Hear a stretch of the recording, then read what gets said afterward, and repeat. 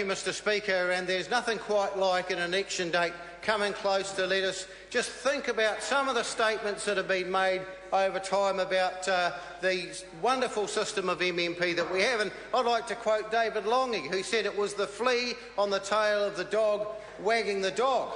And so then to quote another very well-regarded Member of Parliament, the Honourable Stephen Joyce, when he said to me earlier on, and a few of us, he said to us, if the answer is Labour and the Greens and New Zealand First and Andrew Little sitting over there and Hone Harawira and Kim.com and Lila Hare and Pam Corkery, then let's have a look for another question.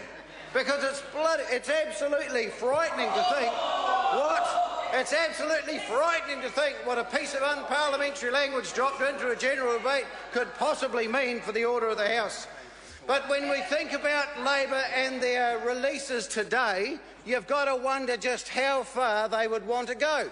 So what they've released today in their fiscal policy is one thing. It's completely different from what they were saying just a couple of years ago, and it'll be completely different to what they're saying down the track if the New Zealand Parliament, thank goodness they aren't, but if the New Zealand public was stupid enough to invite them into government, because who knows where that motley crew would end up, bearing in mind the policy that they've announced today. But one of the things that I find really interesting is that a couple of years ago they decided, when they were in government, they decided you were rich if you earned over $60,000 a year. And so they taxed you at 39 cents in the dollar. They're 39 cents in the dollar because you were rich if you earned over $60,000 a year. Then they changed their mind and they said, no, you were rich if you earned over $150,000 a year. This is what they decided in opposition. If you earned over $150,000 a year, you were rich, and so they would tax you at 39 cents in the dollar. But now they've decided that you are rich if you earn over $150,000 a year, but will only tax you at 36 cents in the dollar. And the interesting thing is that Labor always accuse people on this side of the House of looking after their rich mates. Well, we've found recently they've got a few rich mates of their own that they've been looking after. But not only that, let's just have a think about it. So under this national government that's so intent on looking after their rich mates, we know that the top 2% of taxpayers in New Zealand pay 22% of all personal tax in this country. Well, if that's a way of looking after your rich mates, I'm sure they aren't all that happy about it. What we also find out is the top 12% of households in this country pay 76% of all net income tax before you even account for New Zealand superannuation.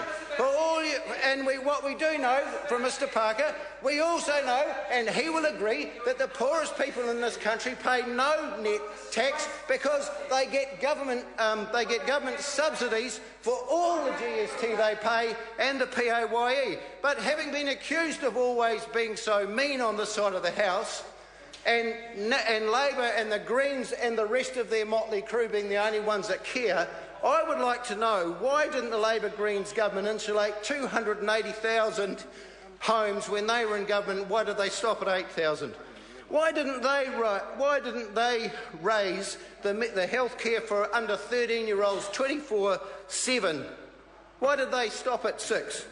Why didn't they spend $43 million on mental and physical health assessments to kids coming into state care? Because they didn't do that. But they're the only ones who care. Why didn't they provide microfinancing options for beneficiaries so that they wouldn't have to run off to loan sharks? But they didn't bother doing that either. But they're the only ones who really care. Why didn't they set targets for child achievement in schools? They didn't. They never set this target that they could be held to account for. Why didn't they set targets for recidivism for people leaving penal institutions? They didn't bother about that. Why didn't they set a target for lower crime? And the reason for that is they didn't care enough, or they never believed for a moment that they would achieve it. What we found when we came into government was a skyrocketing prison population and an estimate that it would carry on to grow, and they never once set a target to achieve any social indicator. The only target we know they set was more women on their side of the House, and it's going to shaft them. Honourable Clayton Cosgrove. Well, Mr Speaker,